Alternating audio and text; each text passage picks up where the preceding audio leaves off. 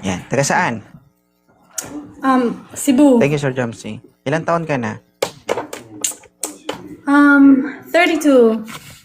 32. May anak? Yeah, I do. Ilan? Kids, yeah. 3. Pero, hindi 32. ako naghahanap Anong gagawin mo dito? Wala. Gusto ko lang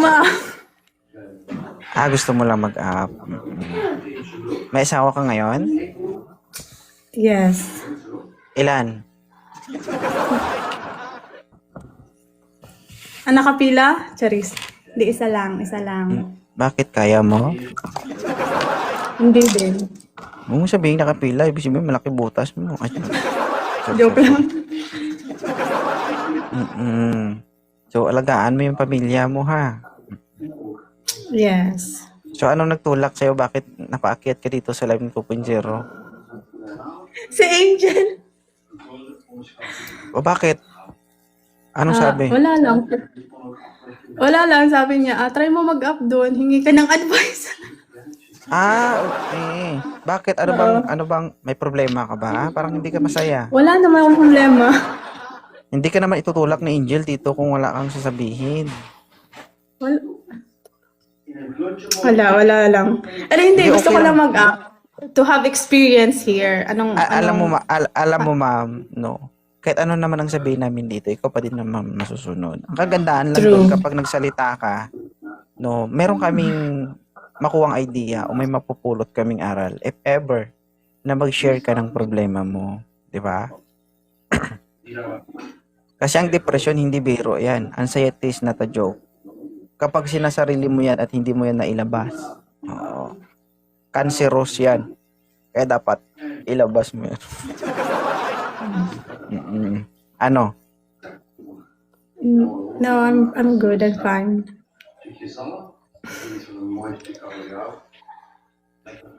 You're fine in out, but inside? Melting eh. Hindi ko ma-explain. Pero yeah, for now, I'm good. Happy. Ano? Problema sa asawa? Wala, hindi. Wala. Okay lang kami. Iba yung sinasabi ng bibig, iba yung pinapakita ng mata. Ganun ba yun? Kasi nararamdaman namin dito.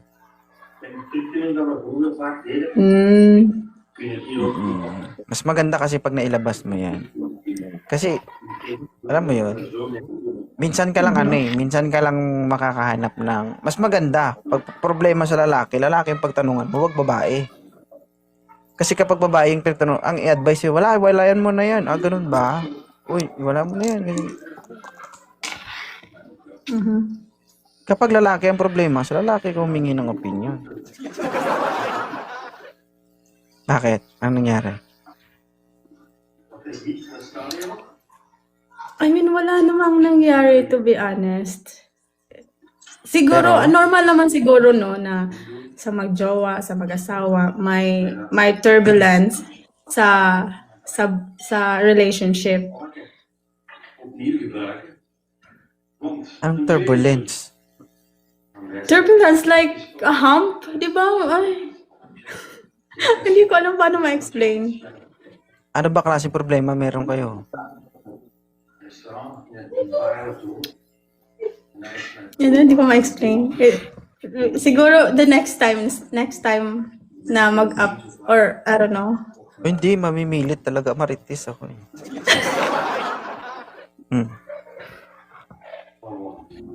May third party ba? Nag-suppling. Ano? May third party ba? Walang third party. No. Alam mo kasi, madam, sa pagdating sa pagpapamilya, no, pinasok mo yan, panindigan mo yan, normal lang naman na magkaroon kayo ng problema. Di ba? Yes. Kasi, mas maganda nga yan na habang tumatagal yung relasyon nyo, nagkakaroon kayo ng problema. Pangit kasi yung isang relasyon na puro masaya lang. At the end of your relationship, at the age of 45, 50, doon pa lang kayo nagkaroon ng problema. So, paano nyo, di ba, makukonquer yung problema na yan? Kung sa age na yun, doon pa lang kayo nagka-problema. Di ba? Kasi, mas lalo kayong tatatag kapag habang bata kayo, nagkakaproblema kayo. Di ba? Kapag na-survive nyo yan at kayo pa rin, Diba? Ibig sabihin, mas malaki o mas maganda yung pundasyon nyo. Diba? Ano, mamili ka. Magkakaroon ka ng problema pag edad mo ng 50 o ngayong nasa 32 years old ka pa lang. Siyempre, mas maaga, mas, like, having a problem early, then you can solve it early as well, right? Mm. Gusto mo magjowa, mag-asawa, di ba? Gampanan mo yan. Mm. Kasi sa time ng kasarapan, hindi ka naman nagreklamo. Hindi ka naman nainis. Kaya kung ano man ang problema nyo, samahan mo yung partner mo. Kung tipong siya na yung bumibitaw, nandyan ka dapat para Guys, lumaban. I'm not stressed. Kung siya naman yung, kung ikaw naman yung pabitaw, dapat nandun din siya para gabayan ka. At maibalik yung dati. Pag may problema, tuwad agad. Diba? Exercise, push, sit up, agoy. Diba? Hindi. Ano lang, usap lang kailangan. Diba? Communication. Yeah. Ilan taon na ba kayo? Bago pa lang. Tukin kita makita, no? No, hindi ko, choice ko naman kung pwede kong hindi sabihin dito, di ba? Oo, choice mo naman yun. Pakialam namin, buhay mo yan. Yeah. So, So, kamusta naman yung experience mo dito sa live? Dito, nakakaba talaga siya. Talaga? Bago pa lang kayo? LDR ba kayo? LDR? Yes. Oo. Kung magbasa ng comment, sub kita dyan mamaya. Tignan mo. Sorry. Sorry. Ano, ini-ignore mo ko? Dalawa lang tayo dito. Sinong kakausapin ko dito kung Sorry, magbabasa ka sorry. dyan? Okay. Bastusan?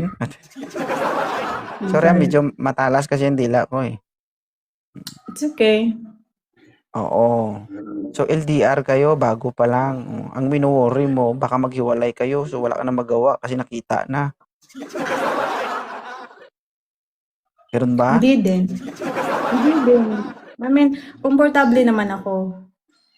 Hindi din kasi hindi namin alam. Okay, kampante. Ha? Kampante ka na? Na ganun yung sitwasyon, like LDR, may trust sa isa't isa, and that's more than enough, I guess. May tiwala ka tapos nagkakaproblema ka. Ano yun? Alam mo kung may tiwala ka, dapat hindi ganyan yung reaction mo. Dapat hindi ka, alam mo yun, hindi ka nag-iisip.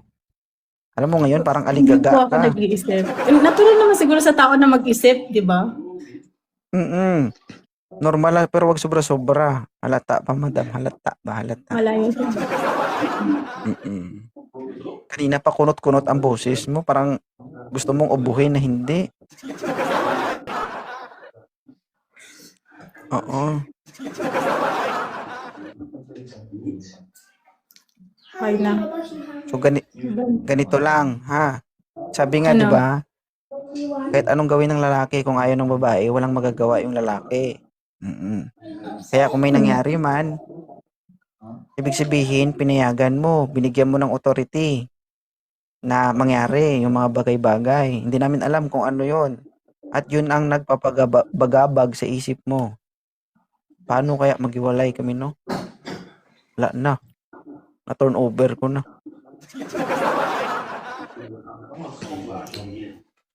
Na-turn over ko na yung tiwala ko at pagmamahal ko. Agay. Madalas naman kayo nag-uusap. Video call. Lang.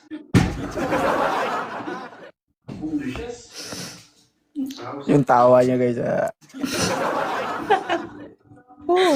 Baba na ako siguro.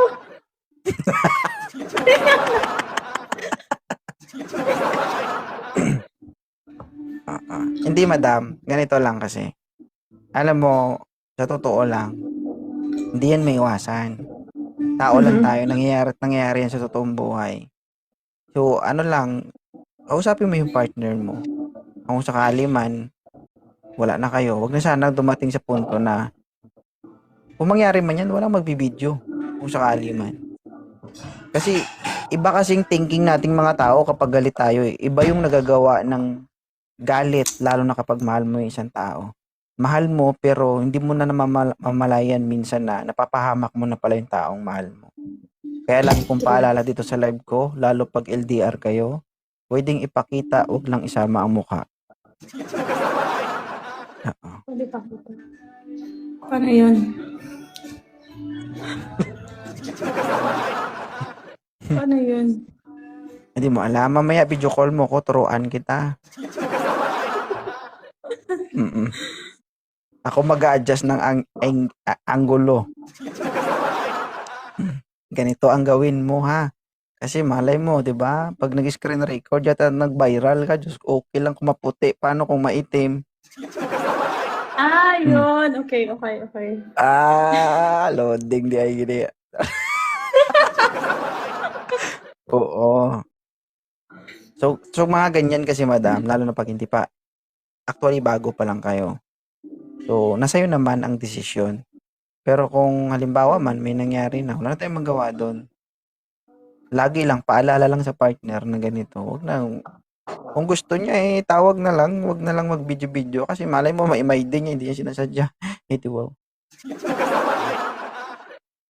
Hindi, ano yan, madam, kasi ano yan, marami na akong natanggap na humihingi Ganyan. ng tulong. Humihingi ng tulong.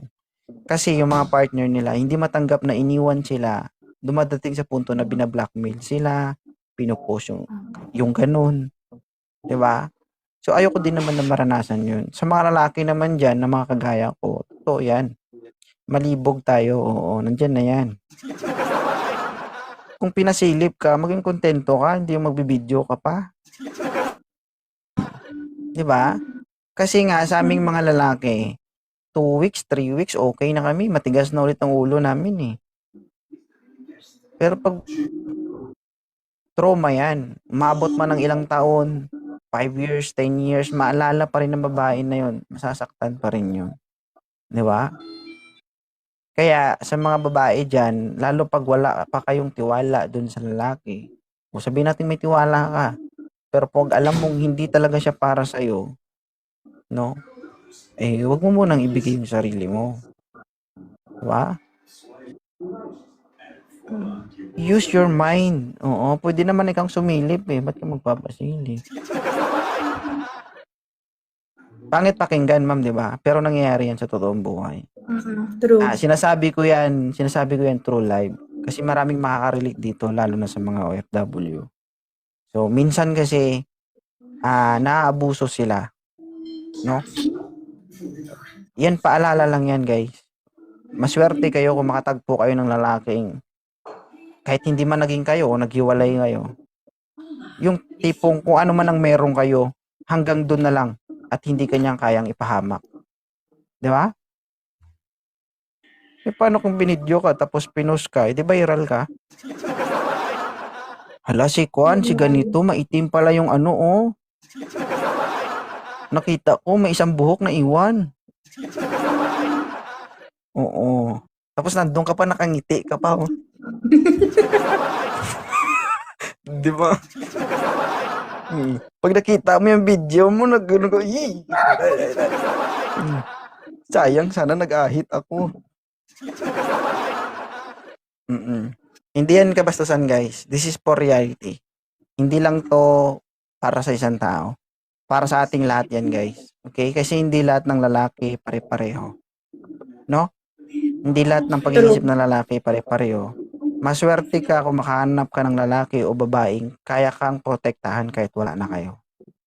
Yung kaya pa rin isipin yung kapakanan mo kahit hiniwalayan ka na o hiniwalayan mo siya. Ganun lang. 'Di ba? Tama, ma'am? True. Pero hindi.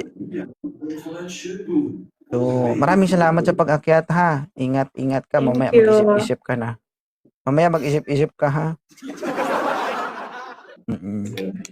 Thank Sige, you. kasalanan ni Angel yan. Ba't ka pinaakyat dito? Nag-isa ka tuloy. Oh. Anong masasabi mo bago ka bumaba dito? The experience is ano siya, ano yung masaya pala. Like, lalo na pag, siguro in the right time, pag naghingi, like, basta, yun na yun. Wag mong antayin yun. Ang punto na yun. Wag mong hingin yung panahon na hihingi ka sa akin ng advice. Kasi, kapag inaantay mo yun, ibig sabihin, gusto mong magkaroon ng problema pagdating ng panahon. Wag mo na antayin yun. Walang hingi ng advice sa akin, mas maganda. Ibig sabihin, walang nadidisgrasya, walang napapahamak. 'Di ba? Kaya kung ano man ang problema na meron ka ngayon, try na ayusin mo para hindi ka na umabot sa punto na meron pang mag-a-advise sa'yo. Pag gustong sumilip, yung kabila muna. Next year na yung kabila. Pwede kabilang pisngi muna. Yun na yun. Sige. Thank you. Sige daw. Sige. Sige, maraming salamat ha. Bye. Thank you sa pag-aapay. Bye.